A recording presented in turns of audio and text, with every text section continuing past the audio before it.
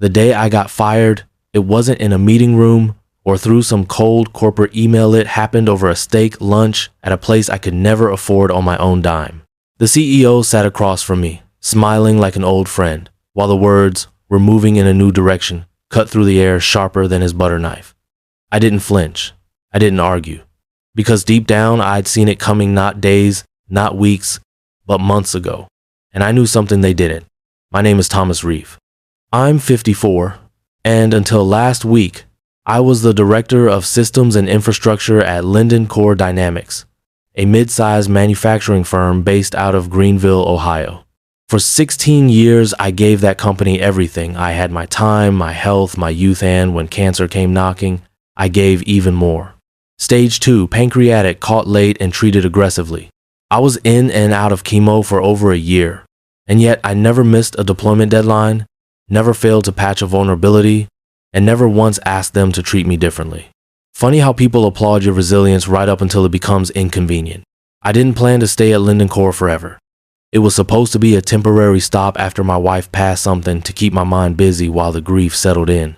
But when I arrived, they were still running on Windows Vista, storing admin passwords in Word docs, and relying on a single overworked technician named Carl who barely knew how to configure a firewall. I saw an opportunity not just to build something that worked, but to build something that mattered. So I did. I redesigned the entire IT architecture from the ground up, built in redundancy no one thought they needed until the storms hit and we were the only plant still operating. I trained a lean team of loyal engineers, negotiated smarter vendor contracts, wrote custom interfaces to streamline production, and somewhere along the line, the servers I built started to feel more like home than the empty house I returned to each night.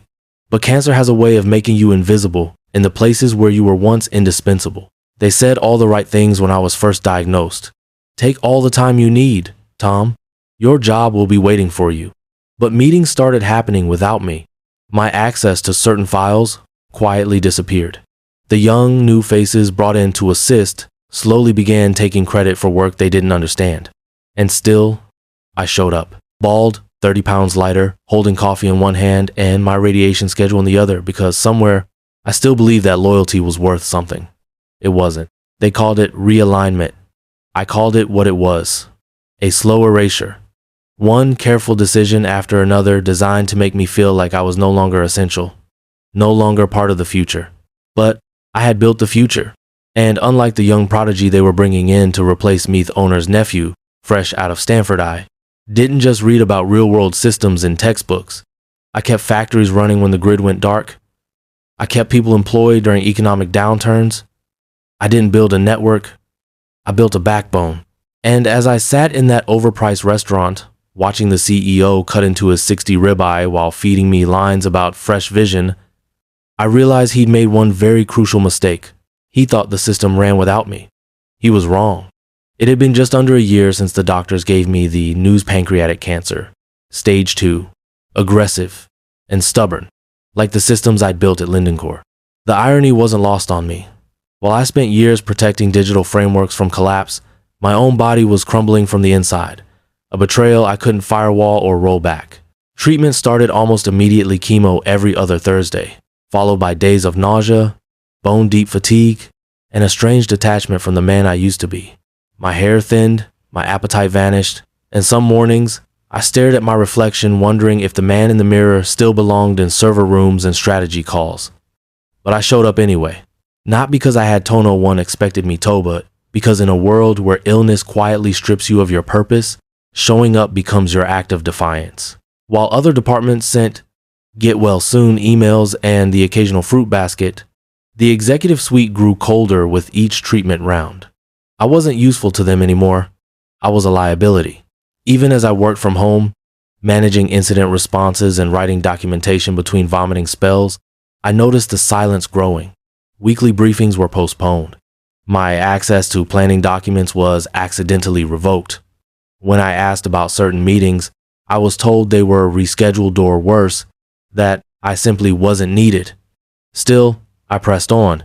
I kept the patch schedule up to date, reviewed threat reports, and even prevented a data breach in April that could have cost the company millions.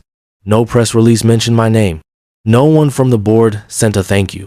But that didn't bother me What mattered was that the systems held, the people kept working, and my team, the few who still cared, saw what I was doing even if the brass didn't. But then came the signs I could no longer ignore. A consultant, someone I hadn't met before, was suddenly in the building reviewing infrastructure, asking questions about protocols I had personally designed. He spoke to junior staff, scribbled on notepads, and nodded as if confirming assumptions. When I approached him and asked who had authorized the audit, he said the executive team had signed off and quickly changed the subject. Soon after, my administrative credentials were quietly reduced. Shared drives I'd used for years no longer recognized me. The rationale was always technical, streamlining access, minimizing risk during medical leave. But I'd been around too long to believe those lies. Then, during an informal hallway conversation, Vanessa, my most trusted team lead, confided in me about a meeting I hadn't been invited to, a strategic session about long-term digital transformation. She said my name had come up only once, and when it did, the CEO had shifted the topic as though I were a relic of the past, inconvenient and easily replaced. By the time I saw the internal logs showing access from the executive floor to my private documentation folders files I never shared externally, I knew what was happening. They weren't just preparing to replace me. They were harvesting me, mining my years of work for insights, tools, and structures they didn't understand but wanted to own. All while I was in treatment, battling for my life. The most bitter part? I had come to terms with mortality, but I wasn't prepared for irrelevance. When you're in your 50s, especially in tech, you already walk a fine line between experience and obsolescence. But add cancer to that equation, and suddenly you're not just old, you're expendable. And it wasn't the disease that broke me.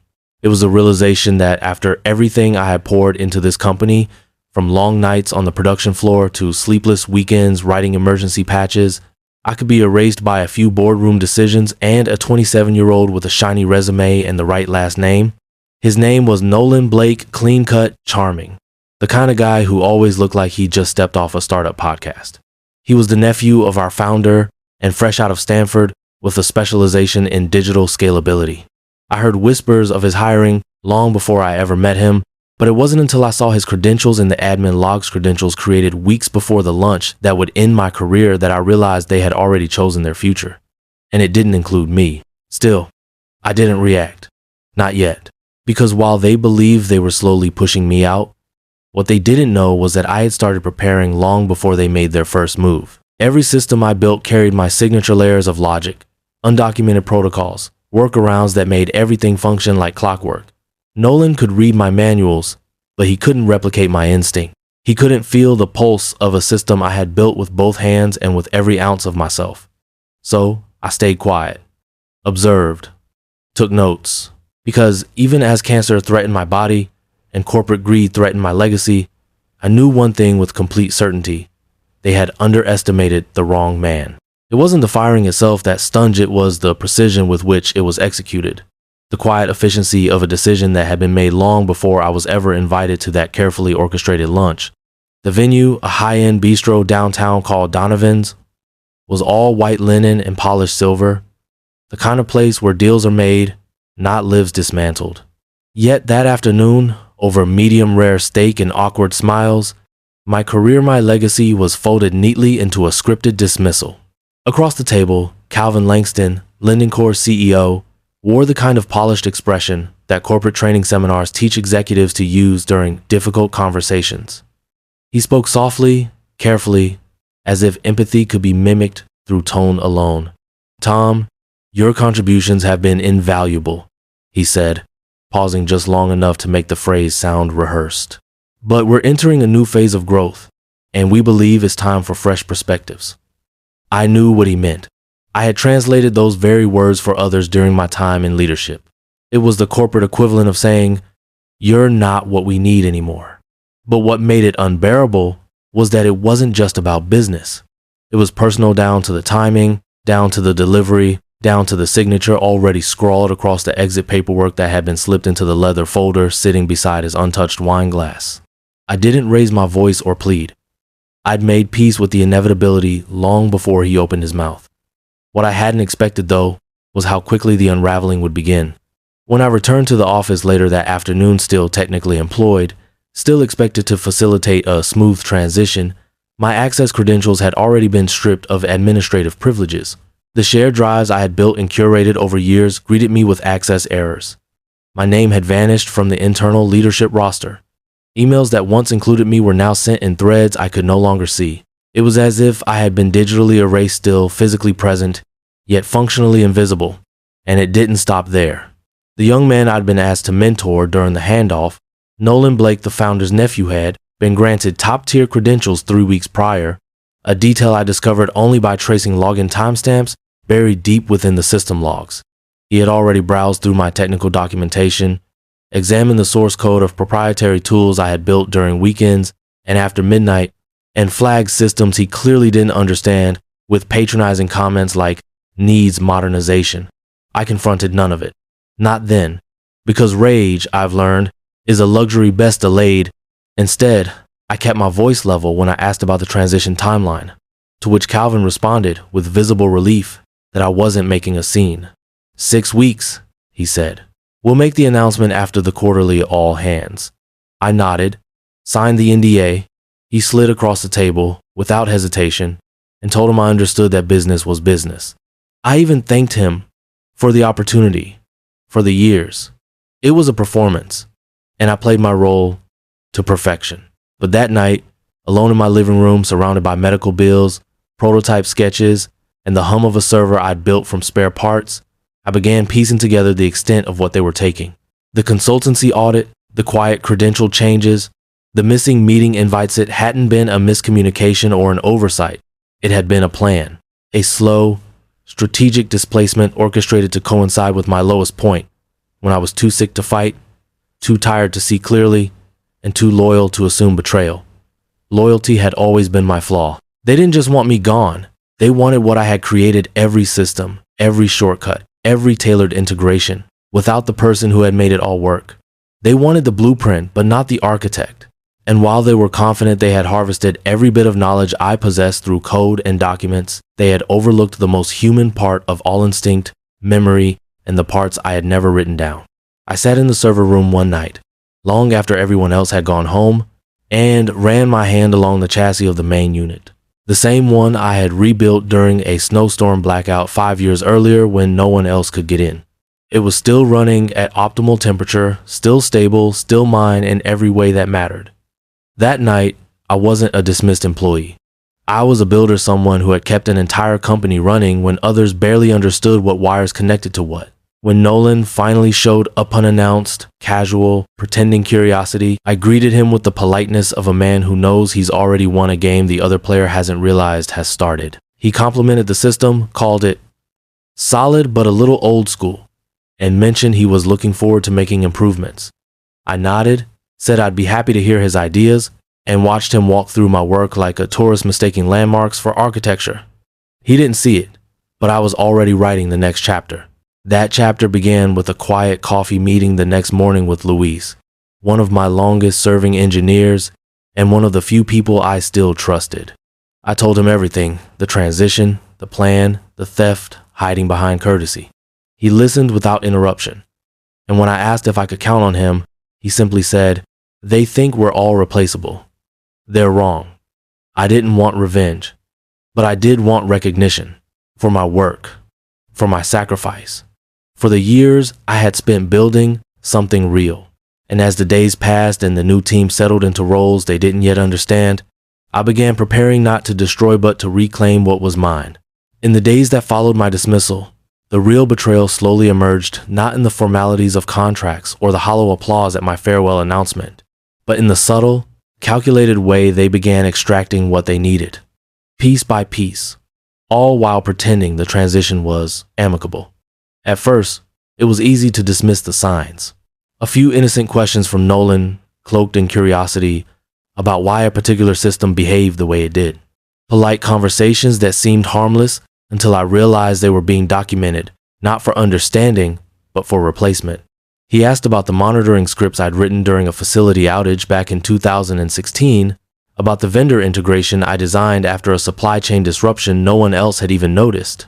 He wanted to know where the redundancies were, what the backup authentication flows looked like, why I'd buried certain overrides deep within nested directories questions. No new manager should have known to ask unless they were working off a guide. And I had written that guide. Not for him, of course. It was meant for my team, a living knowledge base that grew organically over a decade of service, filled with notes, workarounds, and best practices that existed nowhere else. I never imagined it would be turned against me. One night, long after the building had emptied, I logged into the internal access logs using the one tool they hadn't yet disabled, an old maintenance utility I'd quietly embedded years ago during a network overhaul. As I scrolled through the data, the truth unfolded in time-stamped precision. Nolan had been accessing my documentation weeks before I was told about the transition. His credentials had been granted root-level access shyer than even what I had during my final days. He had reviewed hundreds of files, many of which were never meant for external eyes, including my system architecture, drafts, recovery protocols, and the initial framework for a client-side dashboard I had begun building during my chemo recovery, something I hadn't even shared with the team yet. I sat there for a long time staring at the screen as the weight of it all settled in. They hadn't just fired me, they had studied me, dissected my every move, and copied it all down like I was nothing more than a blueprint to be replicated, then discarded. There was no respect in it, no dignity, just silent theft carried out under the veneer of corporate procedure. Louise confirmed it the next morning. We met at our usual diner, a quiet place with cheap coffee and the kind of cracked leather booths that smelled like the 80s. He looked tired, more than usual, and when I asked if something was wrong, he hesitated before speaking. "They've been pulling me into one-on-ones," he said quietly. "Mostly Nolan. Wants me to explain parts of the system. Keeps asking why you built things the way you did, if it's all really necessary or just overcomplicated." I let out a slow breath, trying not to let the anger surface. "And what did you say?" I told him I don't know everything, that a lot of it is your design, and without you, it's risky to start changing anything. He paused. "But Tom, they're not listening. They're digging through your work like it's a minefield they have to clear. They're planning something." It wasn't paranoia anymore. It was a deliberate extraction.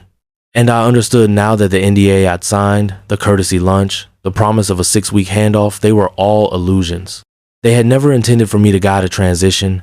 I was never a mentor. I was a vault, and they were cracking me open. The final blow came in the form of an email from a longtime supplier, a small software firm based in Indiana we'd worked with for nearly a decade. The message was brief but alarming. They had received new licensing documentation from Lindencore, apparently transferring rights to the integrations I had personally negotiated and developed over the years. The signature on the file belonged to Calvin Langston, but the proposal itself had originated from a firm I didn't recognize later, confirmed to be a startup co-founded by Nolan's former classmate. I went cold. They weren't just replacing me. They were dismantling me, removing my name from the systems, rebranding my interfaces, and selling my work under someone else's banner. It wasn't incompetence. It was calculated, thorough, and cruel. When I tried to access my own backup files at night, the encrypted repositories where I had archived early prototypes and personal frameworks, I discovered that my credentials had been fully revoked. Every route I had used, every secure gateway I'd trusted, had been locked down. A bland automated message blinked across the screen. "Access denied. Transition protocol in progress." I closed my laptop, sat in silence, and for the first time in months, I felt the full weight of everything I had given to this company, to this mission, to people who saw me as disposable the moment I became inconvenient. But I wasn't done. Not yet. Because what they had forgotten, what they had never understood, was that knowledge doesn't live on a server. It lives in the one who created it. And while they were busy stealing copies, I still held the original. The question now wasn't if I would fight back. It was how. I didn't slam any doors. I didn't raise my voice or threaten lawsuits. That's not how I was raised. And frankly, it's not how battles like this are won at, the kind that wounds you quietly and deeply, like a betrayal whispered behind closed doors. No, the path I chose required a steadier hand, a clearer mind, and a willingness to play the long game.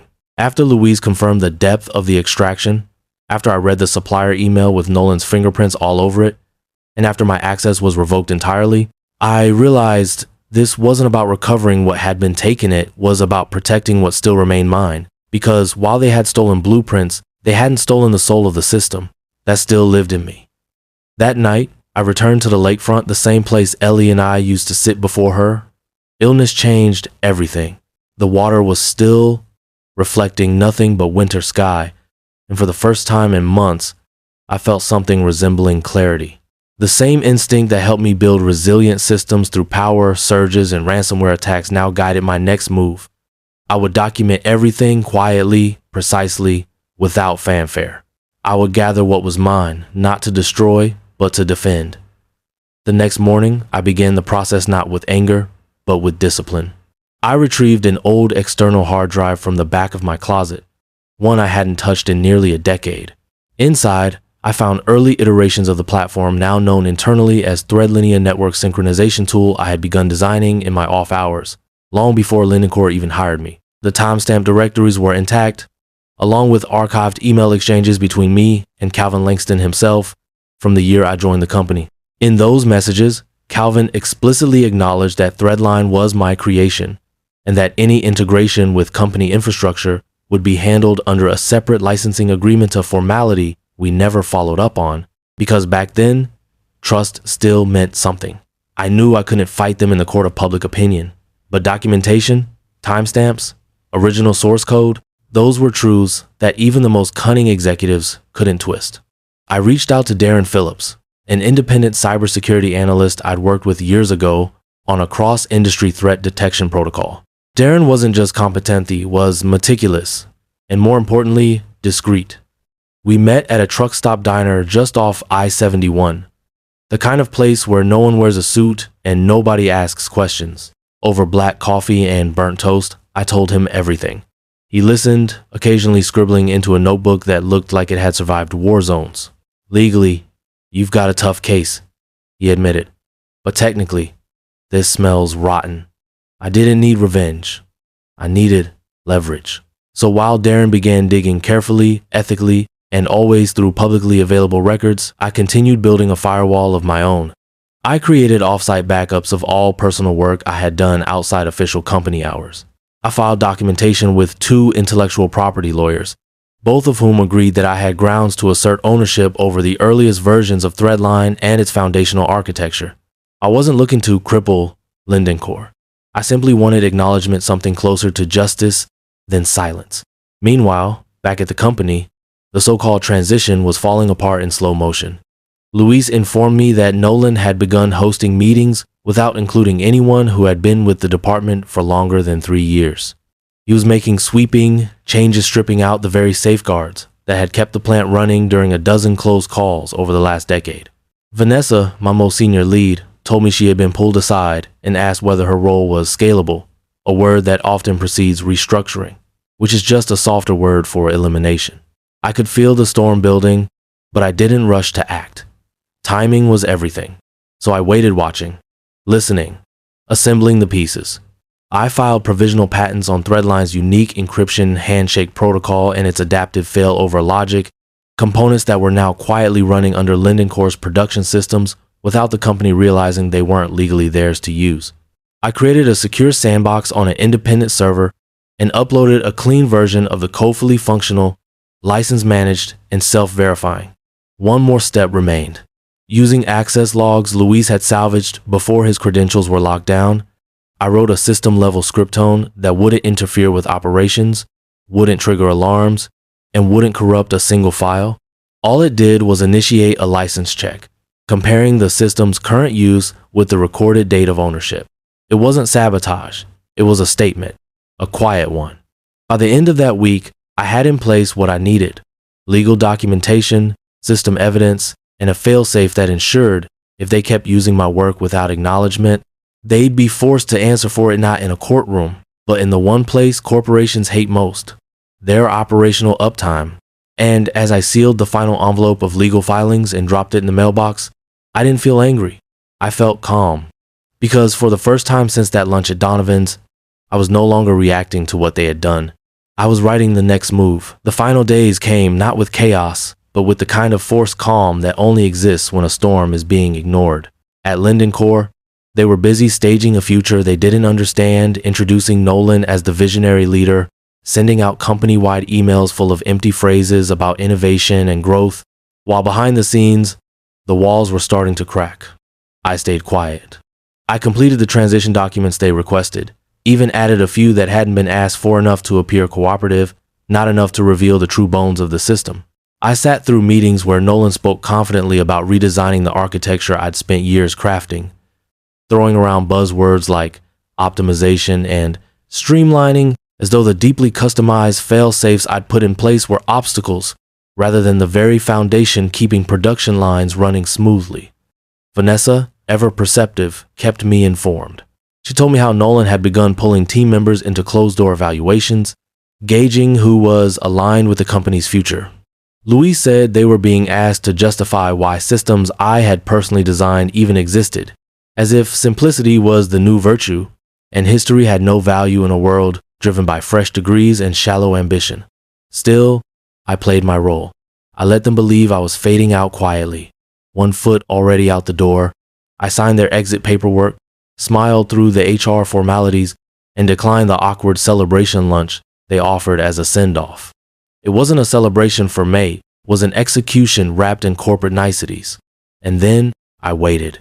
I waited through the weekend, letting them settle into the illusion that they had won, that the systems would keep humming along without a hiccup, that my departure was a successful transition and not the slow unraveling of something none of them truly understood. Then Monday came. At exactly 9:17 a.m., the hour Linden Corps' 3 production plants entered peak operation. The first license ping hit the secure verification server I'd set up off-site. It was subtle, invisible to anyone not looking for it. A single digital handshake that checked for authorization. It failed. By design. The system displayed a simple message. License expired. Please contact the developer for renewal. Within 3 minutes, the first production line halted. By 9:45, all 3 facilities were offline.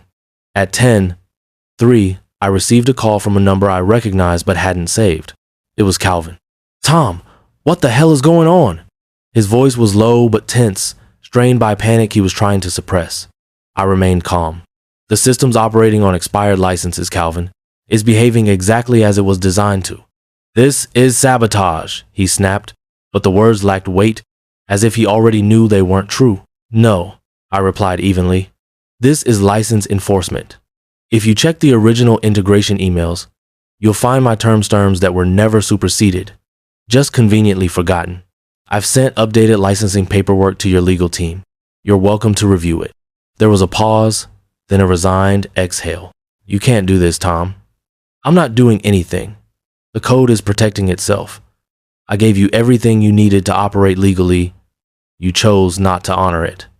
By mid-afternoon, their lawyers had confirmed what I already knew.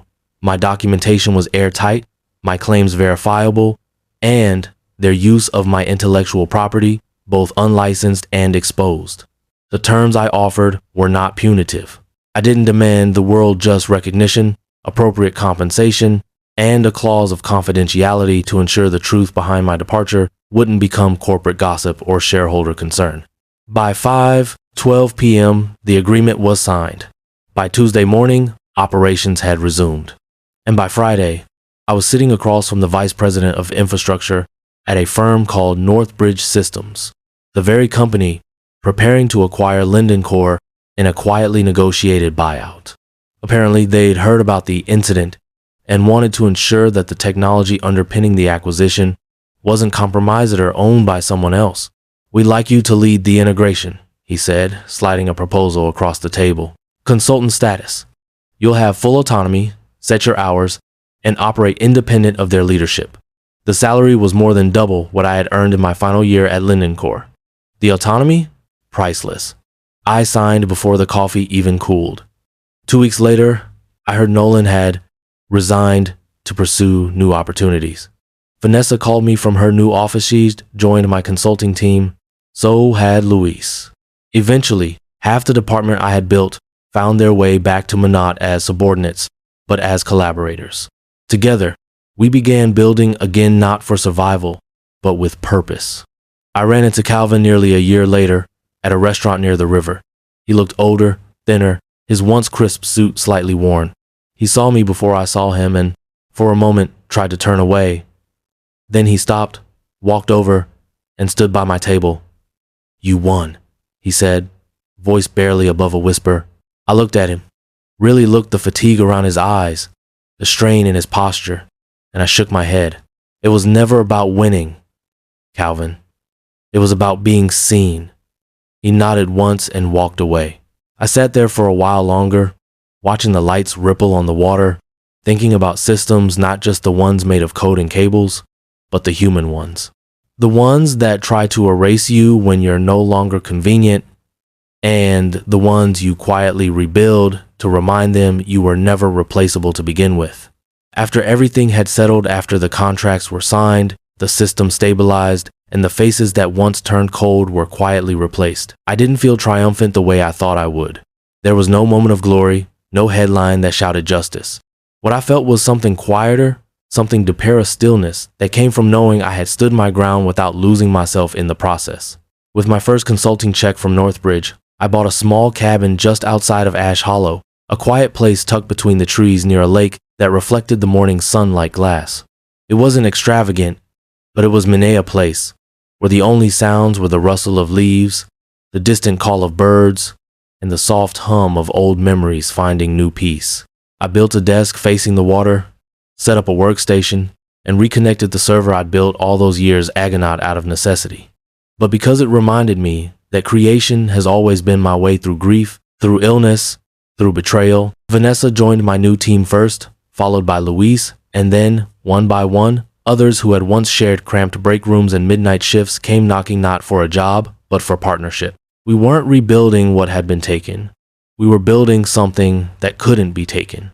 A place of mutual respect, of lived experience, of second chapters written with full authorship. Occasionally, I would hear about Linden Core, about the slow unraveling of leadership, the systems that never quite ran the same, and the reputation that no longer attracted the kind of talent it once did. I didn't gloat. I didn't speak publicly about what had happened. Some things lose their power when you air them out too loudly. Instead, I let time do what it does, beast reveal what's real. And yet, one encounter stays with me more than any report or whisper. I was having lunch downtown when I spotted Calvin Langston across the room. He looked different, thinner, a little hunched, like the weight he once carried as status had become something heavier, more difficult to bear. He hesitated, then walked over. No entourage, no bravado, just a man wearing regret. "You won," he said, not accusingly, but as a quiet admission. I looked up, met his eyes, and saw in them a man who had finally realized the cost of what he traded. I didn't smile. I didn't correct him. I simply said, "It wasn't about winning, Calvin. It was about being treated like I mattered." He nodded, slowly, and walked away without saying another word. Sometimes, justice doesn't come like thunder. Sometimes, it arrives like still, water-steady, reflective, and undeniable. These days, I still wake early, not because I have to, but because I want to. I sip my coffee on the deck as the sun climbs the ridge, and I listen not to machines or notifications, but to the sound of a life reclaimed. I still write code, still design systems, but I do it now with a different kind of energy. Not to prove my worth, but because I never lost it to begin with. And if anyone ever asks what happened, how someone like me, old enough to be forgotten, sick enough to be dismissed, managed to come back stronger than ever, I'll tell them the truth. I didn't burn bridges. I just outlived the people who tried to build theirs on top of mine. If this story resonated with you, if you've ever felt replaced, overlooked, or underestimated, know this: you are not alone. And you are far from done. Subscribe to The Underdog's Revenge for more stories of quiet power, second chances, and people who refuse to disappear.